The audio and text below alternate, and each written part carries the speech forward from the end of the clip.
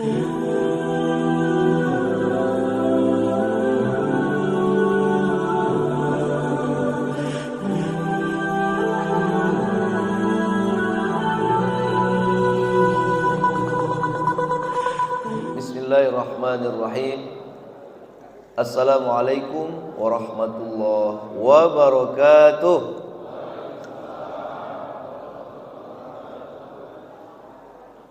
Alhamdulillahi rabbil alamin. Allahumma lakal hamdu hamdan katsiran tayyiban mubarakan fih.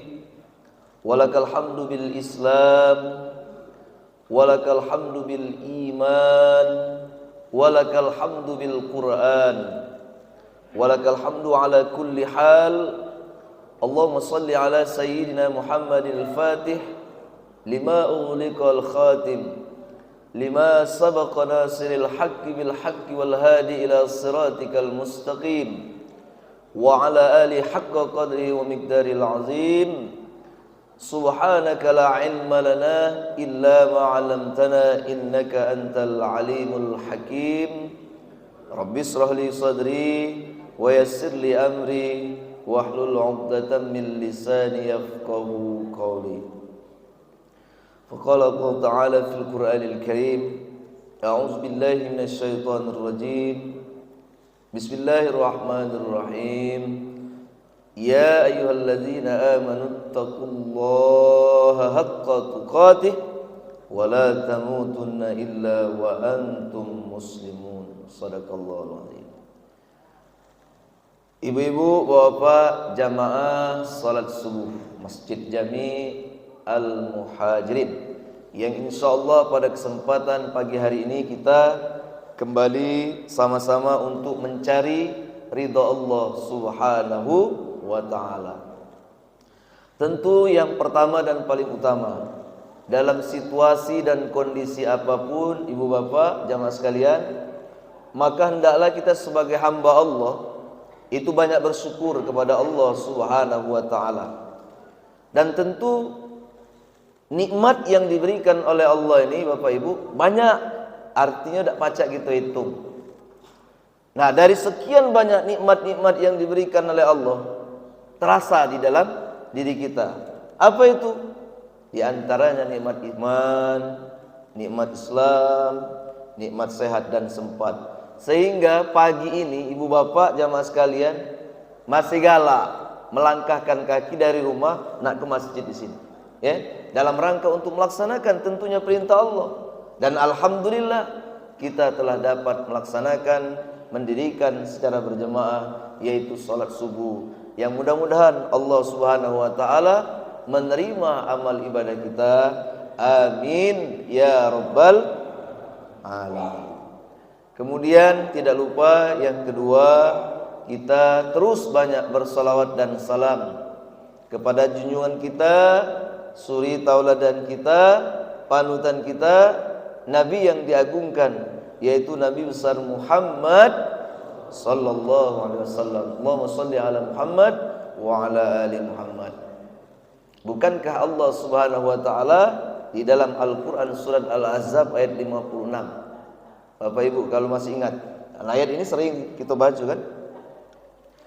Di dalam ayat itu apa bunyinya? Innallaha wa malaikatahu yusalluna 'alan nabi ya ayyuhalladzina amanu sallu 'alaihi wa sallimu taslima. Hafal enggak lo Bapak Ibu? Agak kuat sedikit Pak, supaya kamu tuh yang di belakang, yang kanan kiri jangan ngobrol, Sudah tuh dengar ceramah aja itu kan, nunduk kaget mengeningan cipta. Oh, tidur. Nah, mohon maaf, bukan tidur. Dia tuh berzikir, Pak. Kita tidak boleh suuzon, husnuzon, berbaik sangka. Mungkin ya kita berzikir itu dalam kondisi apapun. Baik, Ibu Bapak jamaah sekalian. Jadi di dalam ayat itu ini sekedar mengingatkan bahwa yang pertama kali bersalawat kepada Rasul sallallahu alaihi wasallam siapa? Allah Subhanahu wa ta'ala. Pertanyaannya adalah bagaimana salawatnya Allah kepada kekasihnya tadi? Maka salawatnya Allah Subhanahu wa taala kepada Rasulullah Muhammad sallallahu alaihi wasallam yaitu memberikan rahmat, kasih sayang. Oh, Bu, memberikan kasih sayang. Nah, kemudian yang kedua, siapa lagi yang bersalawat? Kalau yang pertama tadi Allah, maka yang kedua itulah seluruh para malaikat bersalawat. Nah, Bapak Ibu, kita berkumpul berada di dalam rumah Allah ini. Itu ribuan disaksikan para malaikat untuk mendoakan hamba-hamba Allah, umatnya Nabi Muhammad yang senantiasa terus dia melaksanakan, mengerjakan perintah-perintah Allah. Bagaimana caranya para malaikat bersolawat tadi? Malaikat memberikan doa-doa maghfirah, memberikan doa-doa ampunan kepada umatnya. Nah, terkhusus kepada Nabi Muhammad sallallahu alaihi wasallam. Nah, artinya Bapak Ibu, kita kebahagiaan didoakan oleh para malaikat. Kita yang hadir di sini, Pak, Bu, didoakan doa-doa maghfirah oleh siapa tadi? Oleh para malaikatnya Allah. Dan pastikan Bapak Ibu, halo Bu, kita yang berada di masjid ini jangan mengaku orang yang paling banyak, artinya dia paling bersih, paling suci. Jangan. Kita ini Bapak Ibu disebutkan bahwa al-insan khata'an nisyan. Manusia itu tempatnya galak berbuat salah, khilaf dan melakukan dosa. Jadi kita ini Bapak Ibu, sekali lagi mohon maaf, tidak akan pernah luput dari perbuatan dosa, kesalahan, kehilafan. Nak siapa dia? Presiden, anggota dewan, menteri, konglomerat, pejabat, kiai, habaib, ustadz, sebutlah kalau tidak. Semuanya pasti pernah melakukan perbuatan dosa atau maksiat. Nah, mohon maaf, kadang-kadang Bapak Ibu dosa atau maksiat yang kita gawe kita tidak. Ada yang terang-terangan, ada yang sembunyi, ada yang sadar, ada yang tidak sadar kita gawe ke. Ada yang dia tahu, ada yang tidak tahu. Nah, makanya itu ketika seorang hamba Allah dia melakukan perbuatan dosa, kesalahan, kealfan dan kehilafan, maka apa kata Rasul? Kullu bani Adam khata'in wa khairul khata'in at-tawwabun. Setiap anak Adam itu dia pasti pernah berbuat salah, pernah berbuat dosa, pernah berbuat kehilafan. Maka sebaik-baik orang ketika dia berbuat salah, dosa, khilaf tadi, dia segera ingat kepada Allah Subhanahu wa taala. Caranya bagaimana? Dia bertaubat. Nah, bertaubat. Taba yatubu taubatan, artinya kembali kepada Allah Subhanahu wa taala. Nah, jadi Bapak Ibu, termasuk itu hadir sini Bapak Ibu, datang melaksanakan sholat fardu 5 waktu. Itu tiada lain, salah satu tujuannya untuk kembali kepada Allah, bertaubat.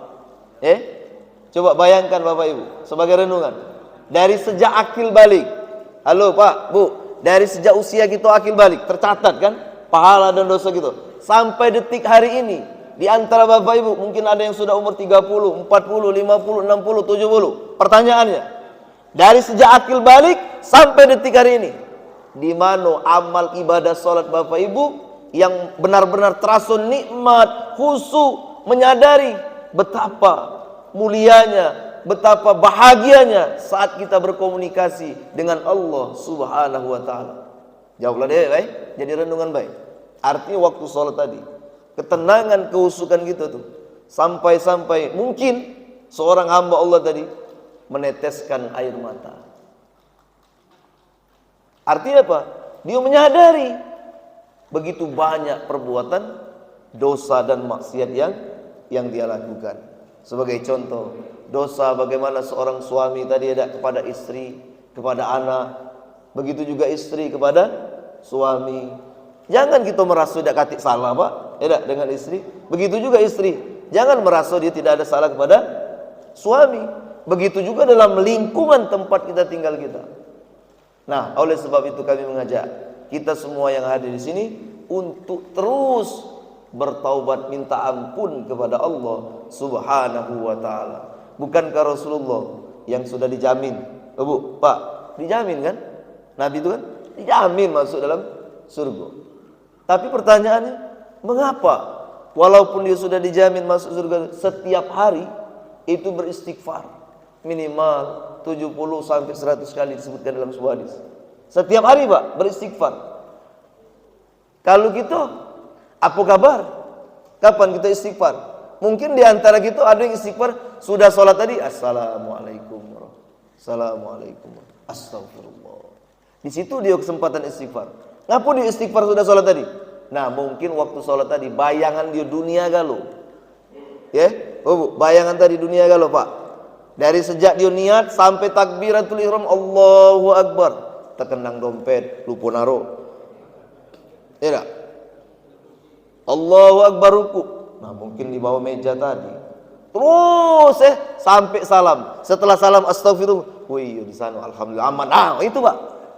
Artinya apa? Godaan-godaan kita waktu sholat itu dipastikan ada. Nah, oleh sebab itu dari sekian banyak, bagaimana kita lupa kita kepada Allah Subhanahu wa taala. Baik, Ibu Bapak jamaah yang dirahmati oleh Allah. Sekarang menunjukkan pukul 5:27. Insyaallah sebelum pukul 6 selesai, Pak, ya. Kurang 10 menit lah insyaallah. Karena jangan panjang-panjang, Pak. Nggak pula, Pak. Tidak perlu panjang-panjang.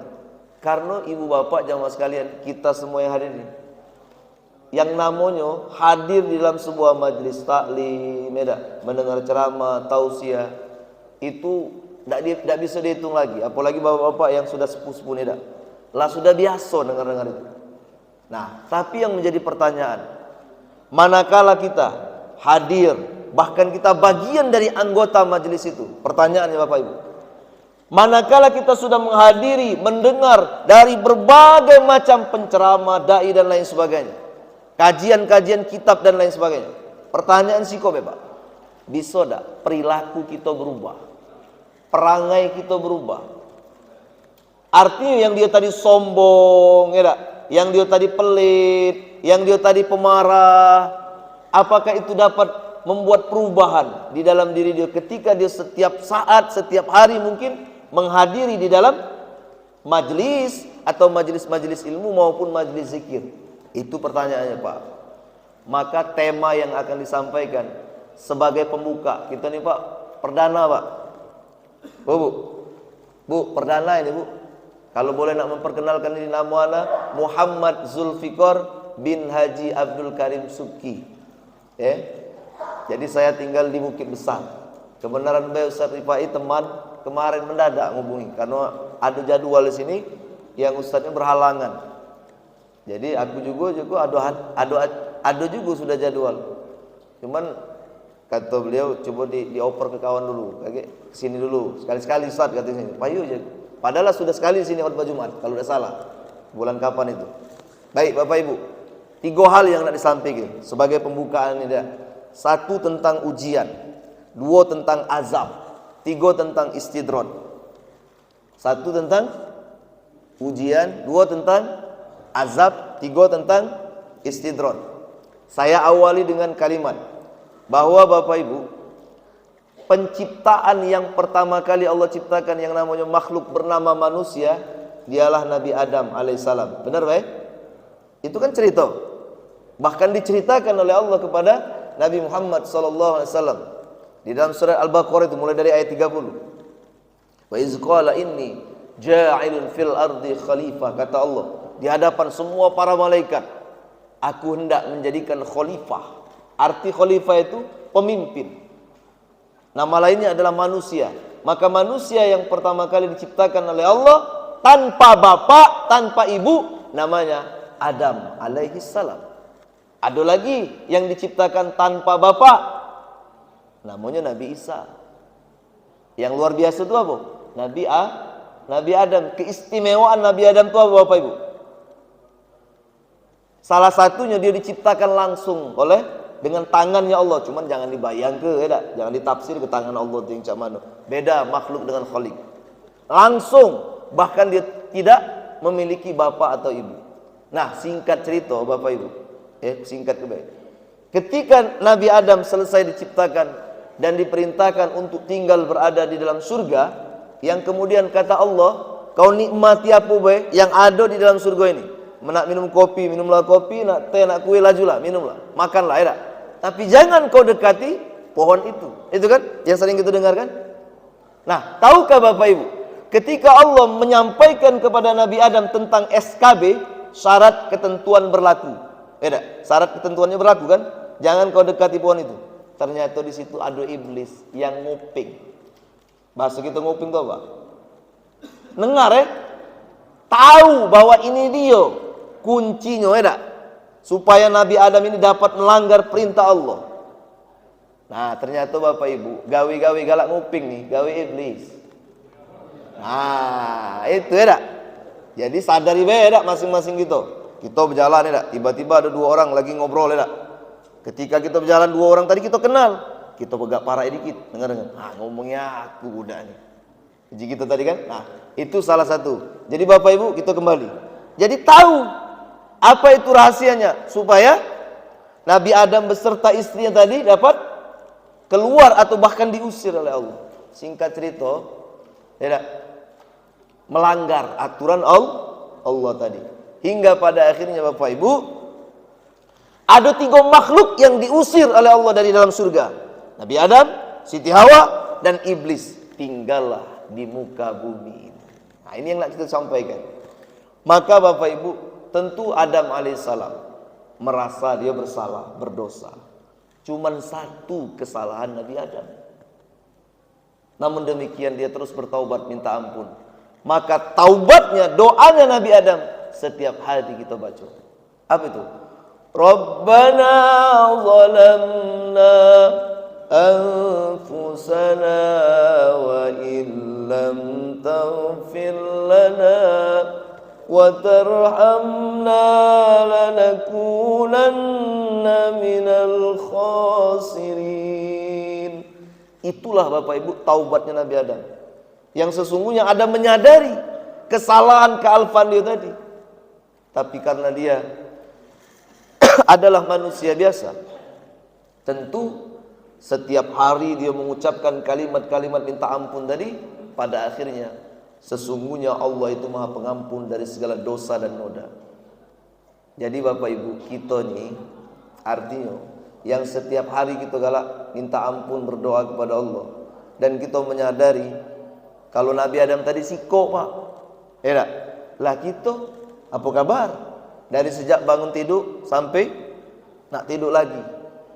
Coba Pak kita hitung.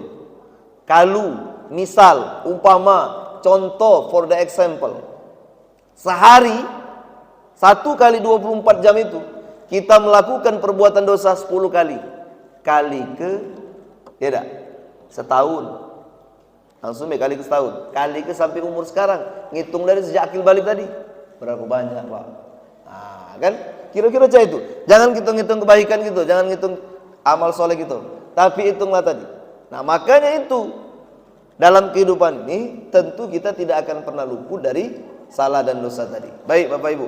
Maka pada akhirnya beradalah di muka bumi ini. Nah, makanya tadi ada ujian, ada azab, ada istidraj. Jadi Ibu Bapak, pada akhirnya apa? Nabi Adam beserta Siti Hawa istrinya tadi bergenerasi lah kata tidak, memiliki anak cucu keturunan sampai pada kita ini Pak. Percaya tidak Pak? Kita ini adalah anak cucu keturunan Nabi Adam. Apa ada yang percaya dengan teori Darwin? Manusia berasal dari kera. Nah, jangan tidak. Nah, jadi Bapak Ibu, bahwa dengan beradanya kita di muka bumi ini, ada istilah orang menyebutnya, kita ini Ustadz penduduk dunia. Hakikatnya Bapak Ibu, kita ini penduduk akhirat. Karena kita berasal dari akhirat tadi di surga, begitu kan? Jadi kita tinggal di dunia ini sementara baik kan? Bahkan kita akan kembali kepada tempat kita yang sebenarnya. Karena dunia kita bukan di sini. Kita ini dikenal dengan penduduk dunia, padahal kita ini sebenarnya adalah penduduk akhirat.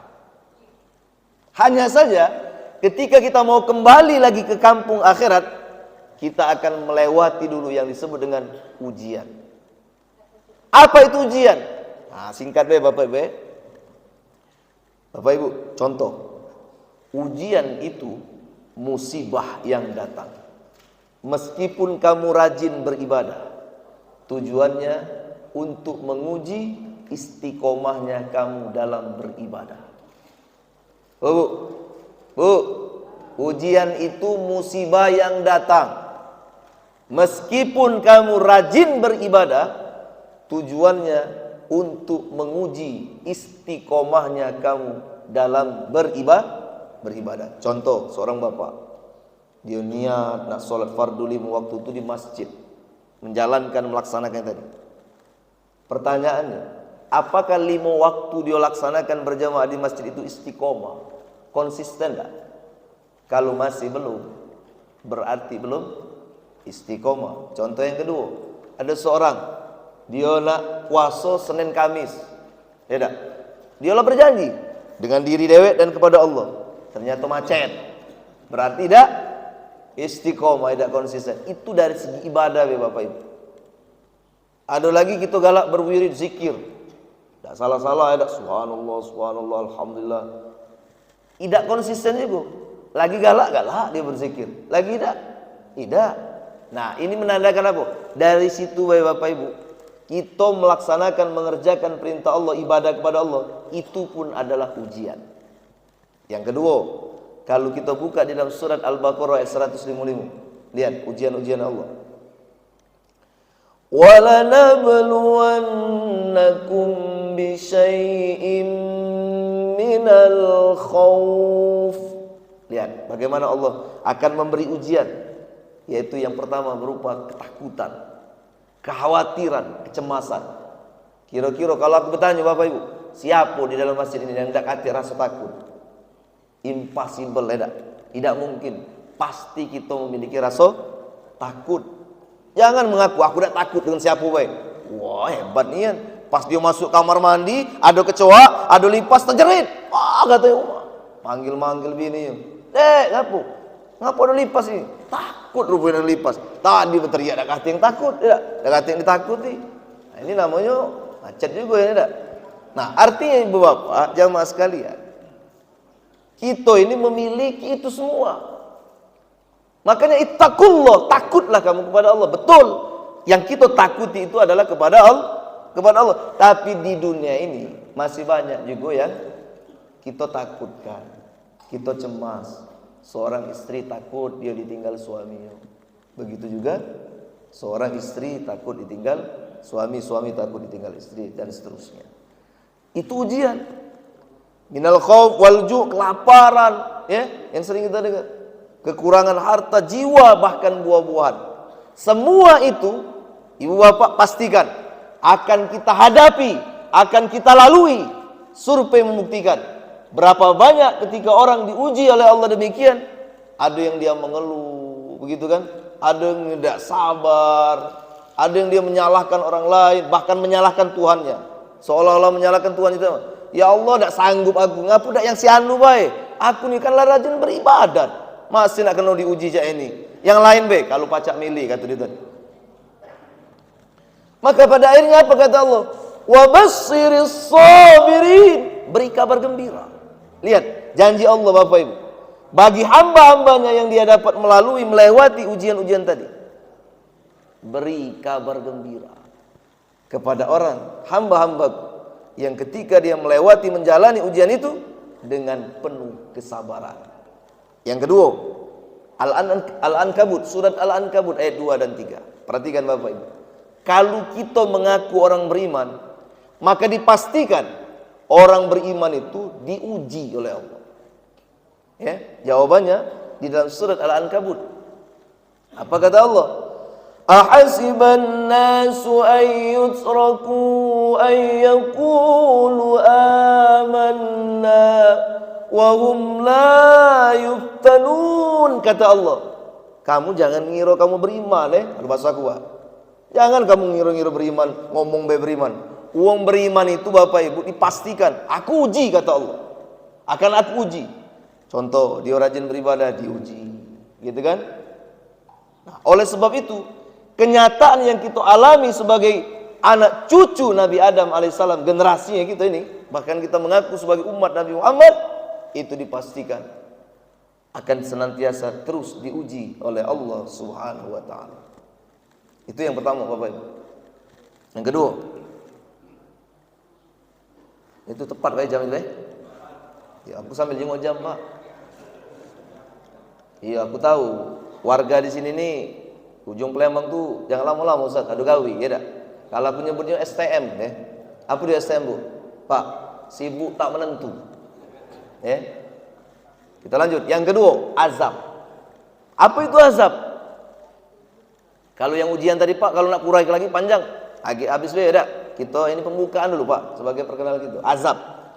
Azab itu musibah yang datang ketika kamu sering berbuat kemaksiatan atau sering meninggalkan kewajiban ibadah. Tujuannya untuk memberikan peringatan kepadamu agar selalu menunaikan hak-hak Allah Subhanahu wa ta'ala. Kita lihat Pak berita beberapa minggu bulan kemarin di Kabupaten Cianjur yang kabarnya kena gempa Cana. Banyak cerita-cerita orang lagi duduk-duduk di warung kopi. Iyo di sana tuh banyak orang maksiat. Nah, kena timpa musibah katanya kan, azab kata Allah. Kata yang ngobrol tadi dah. Betul Pak, itu adalah azab. Jadi azab itu kan ada 3. Ada azab dunia, ada azab kubur, ada azab akhirat. Ini azab dunia. Tapi pertanyaannya, apakah di tempat yang ditimpakan azab tadi itu semua ahli maksiat? Tidak Pak. Di situ juga banyak orang beriman. Pertanyaannya, yang orang beriman itu kena juga imbasnya Pak. Aida, apa kabar kan? Nah artinya kita sebagai orang beriman, mau tidak mau, suka atau tidak suka, itu dipastikan akan kena juga dampak atau terkena di kita. Nah oleh sebab itu Allah sudah katakan di dalam surat At-Taghabun itu kan, ma asaba min musibatin illa biiznillah, kata Allah, tidak ada satupun musibah kecuali atas kehendak atau izin. Jadi kalau Allah berkehendak supaya kita tuh ngambil pelajaran, ada apa di situ ya? Oh mungkin banyak yang melalaikan perintah-perintah Allah. Oh masih banyak yang kata gawe-gawe maksiat, ya kan? Nah maka Allah tegur. Tapi Bapak Ibu, Allah itu memang benar maha gagah, maha perkasa, ya. Tapi di balik itu pertanyaan lagi Bu, aku galak bertanya Bu, yang menonjol sifat Allah itu apa? Yang paling menonjol sifat Allah dari sekian asmaul husna, Ar-Rahman, Ar-Rahim. Maka perhatikan kalau Bapak Ibu baca surat Al-Fatihah, 7 ayat kan? As-sab'ul masani, 7 ayat yang dibaca berulang-ulang. Apa buktinya? Setiap sholat kita baca Al-Fatihah kan? Setiap sholat kita baca Al-Fatihah. Kita lihat di ayat pertama itu Bapak Ibu, untuk membuktikan yang menonjol. Bismillahirrahmanirrahim, dengan menyebut nama Allah kan, Maha Pengasih, Pemurah, Maha Pengasih, Pemurah dan Penyayang. Perhatikan Bapak Ibu ayat itu. Allah menyebut dirinya sendiri dengan kalimat di antara sekian asmaul husna 99 itu, yang menonjol adalah Ar-Rahman dan Ar-Rahim. Kenapa tidak Bismillahis-Syakur, Bismillahil-Jabbar, Bismillahil-Aziz, Bismillahil-Qahhar gitu kan? Tapi Bismillah Ar-Rahman Ar-Rahim. Kita lihat jawabannya Bapak Ibu. Di muka bumi ini yang kita lewati ujian tadi, itu lebih banyak yang menonjol sifat Ar-Rahman dan Ar-Rahim Allah. Terbukti Bapak Ibu. Lihat. Ar-Rahman itu Allah berikan kepada siapa baik makhluknya di muka bumi ini. Contoh, nak dia ahli maksiat, nak dia taat, nak dia soleh, nak dia salah, Bu, Pak, nak dia preman, nak dia budiman, nak dia sadis, nak dia manis, nak dia buayo, nak dia buya, Allah berikan Rahman. Itu luar biasa kan? Tapi kadang-kadang kita tidak menyadari. Contoh gempa bencana, itu kan memang menunjukkan Al-Qahhar, Al-Jabbar, bagaimana Allah itu maha gagah, maha perkasa. Tapi tidak setiap hari, tidak setiap saat. Tapi lebih dikenal, kita lihat, perhatikan bagaimana kita gratis menghirup udara oksigen. Sadar tak gitu? Itu Ar-Rahman Allah. Kasih sayang Allah kepada hambanya tadi. Nah, oleh sebab itu, ketika kita menjalani ujian-ujian Allah tadi, Allah tuh masih tahu Bapak Ibu batas kemampuan hambanya tadi. La yukallifullahu nafsan illa usaha. Allah tahu kemampuan hambanya. Ketika Allah uji dia, Allah tahu batas kemampuan dia tadi. Nah, oleh sebab itu Bapak Ibu, perhatikan lagi bahwasanya Ar-Rahman Ar-Rahim Allah tadi itu Allah berikan. Hanya saja menurut kitab tafsir yang dikarang Quraisy siapa itu, Ar-Rahman Allah itu Allah berikan di dunia. Tapi Ar-Rahim itu Allah beri, Allah kasih, Allah tunjuk di akhirat. Nah, ngapa cak itu? Kenapa cak itu? Bahasa Lembang ada. Kalau bahasa Lembang, why? What happened? Apa yang terjadi kalau begitu demikian? Karena di dunia ini Bapak Ibu, Allah itu maha adil. Ya kan? Allah itu adil. Nanti kita lihat jawabannya pada istidrak. Lihat Bapak, Allah itu adil. Allah memberikan azab itu adil juga. Jangan juga kita berdoa, ya Allah, Palembang belum, ya Allah, kapan ya azab? Uji dia tadi ada. Untuk minta keadilan tadi ada. Sekali-sekali supaya kami dapat bantuan kalau dapat azab ya. Nah, itu ya. Lagi ngumpul ke dana, penggalangan dana, uji dia tadi yang mau pikir dunia. Nah, jadi Bapak Ibu jamaah sekalian, pada akhirnya apa? Dengan kasih sayang Allah tadi, itu orang mengambil hikmah. Begitu kan? Ketika ditimpa azab tadi, ada apa di situ? Bagi orang-orang yang husnuzon, berbaik sangka, itu semua diambil pelajaran. Tapi bagi yang ahli arkeologi, ya, yang segala macam pengamat-pengamat, ya, yang bidang ekonomi, politik dan lain sebagainya, beda sudut pandang nilainya. Nah, jadi ibu bapak jamaah sekalian, pada akhirnya azab itu bukan hanya kita terima, bukan hanya kita dapat. Kepada siapa? Kepada orang yang ahli maksiat? Tidak. Bisa juga terjadi kepada orang yang beriman. Nah, oleh sebab itu, sekali lagi, kita yang mengaku beriman ini hati-hati. Jangan sampai Allah Subhanahu wa taala menimpakan azab yang bertubi-tubi. Itu kan kita udah galak. Ibu bapak, kalau kita mau memperhatikan para nabi dan Rasulullah itu, sebelum Nabi Muhammad sallallahu alaihi wasallam, katakanlah sejak Rasul pertama namanya Nabi Nuh alaihissalam. Ingat Bu, Rasul pertama itu Nabi Nuh. Adam itu bukan Rasul, dia Nabi, bukan Rasul. Rasul yang pertama Nabi Nuh, perhatikan Nabi Nuh. Bagaimana dia berdakwah, mengajak kepada kaumnya, kepada umatnya untuk menyembah kepada Allah, tapi mereka menyeleweng, tidak mengikuti. Ternyata Bapak Ibu, kontan, azab ditimpa untuk umat atau kaumnya Nabi Nuh dengan bencana banjir besar. Jadi Bapak Ibu jamaah sekalian, para nabi terdahulu sebelum Nabi Muhammad itu dapat azab tadi Bapak Ibu, itu kontan. Kalau dia tidak mengerjakan, melaksanakan perintah-perintah Allah. Nah, dengan kasih sayang Allah, kita sebagai umat Nabi Muhammad sallallahu alaihi wasallam, kira-kira Bapak Ibu sadar tak? Yang kita galak tinggal sholat, aku ambil contoh be, langsung kena azab tak? Contoh kita tak ninggal ke sholat zuhur, langsung kaget berikut 2 jam kemudian dapat azab. Terasa tak Bapak Ibu? Tidak kan? Itu kasih sayang Allah. Walaupun dia tadi tidak melaksanakan sholat, apakah langsung dapat azab? Itu umat Nabi Muhammad Bapak Ibu. Pada akhirnya apa? Yang ketiga, istidrat sebagai penutup. Apa itu istidrat? Istidrat itu ketika seseorang tidak pernah sholat, tidak pernah zakat, tidak pernah puasa, namun rezekinya berlimpah, sehat secara jasmani dan urusannya lancar. Istidraj bertujuan untuk memberikan azab yang pedih atas dirimu di hari pembalasan. Jadi Bapak Ibu, kalau hari ini kita perhatikan, kita tadi galak ibadah tidak semayang, tiba-tiba keluar dari lisan kita ngobrolin kawan, si anu itu jarang semayang, tapi rezekinya lancar, sehat terus. Kamu sakit dikit-dikit lagi, demam ya. Ini lama minyak angin. Sakit apa kamu Pak? Padahal ibadah terus yang kita hubungi tadi Pak. Yang kawan tiko tadi semayang tidak, jarang bahkan tidak. Apalagi nak berzakat, berinfak, tapi rezekinya berlimpah, sehat secara jasmani, urusan lancar terus.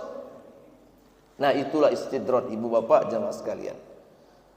Ada lagi contoh, dia lihat jika lagi berjalan dua orang, stop. Wah, kau jenguk rumah itu. Rumah itu bertingkat-tingkat Pak mobilnya. Rumahnya bertingkat, istrinya cantik memikat, uang berlipat-lipat, mobil mewah mengkilat, kemana-mana ada bodyguard, tapi tidak pernah sholat, tidak pernah zakat. Itu istidraj. Ya, itu istidraj.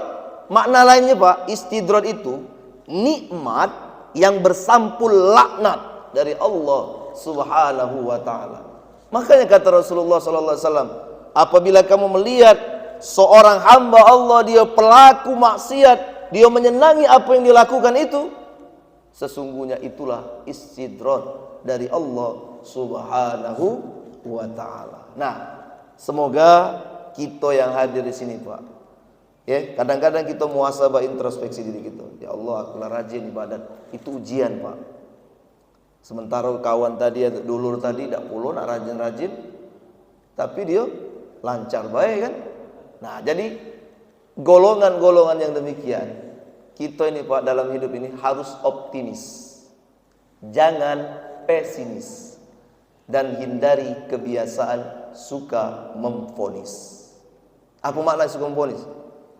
Kau ni tak solat masuk neraka, itu kan memvonis. Cak seolah-olah kita tu lah surga itu punya kita, ya tak? Nah jadi ini pun ujian bagi kita dalam hidup ini. Manakala kita benar-benar melaksanakan perintah-perintah Allah, yakinlah Allah itu kalau berjanji tidak akan pernah mengingkari janjinya. Innaka la tukhliful mi'ad. Cuman kita ini baik Pak galak ingkar janji. Ya. Nah ini Pak sesuai dengan janji aku tadi juga Pak. Lah nak para jam 6 jadilah dulu Ini nih Pak baru pembukaan sebenarnya. Belum lah aku sampai ke. Aku tuh nak bercerita tentang kitab Qasasul Anbiya semalam tadi ya. Kisah bagaimana awal penciptaan Nabi Adam alaihissalam. Tadi itu gambaran baik Pak. Ya, cuman jadilah dulu ya. Supaya kamu tuh agak sedikit kata lagu Roma Irama tuh penasaran ya. Nah, mudah-mudahan Allah Subhanahu wa taala memberikan kepada kita semua di sini kesehatan lahir dan batin, jasmani dan rohani, umur yang panjang yang berkah. Dan apabila Bapak Ibu kita semua yang hadir di sini memiliki anak-anak, putra putri, cucu, mudah-mudahan anak-anak kita, cucu-cucu kita menjadi generasi-generasi pencinta dan penggemar ilmu pengetahuan dan semakin mendekatkan diri kepada Allah Subhanahu wa taala. Amin ya rabbal alamin. Aku kira sampai sini Bapak tausiah singkat ini. Kalau terlalu panjang silakan dipendekkan, kalau terlalu pendek silakan dipanjangkan. Karena aku yakin jamaah Masjid Jami Al-Muhajirin pasti pandai memanjangkan yang pendek dan memendekkan yang panjang. Wallahu a'lam bishawab. Terima kasih. Jangan kemana-mana. Tetaplah bersama pengurus Masjid Jami Al-Muhajirin. Assalamualaikum warahmatullahi wabarakatuh. Doa.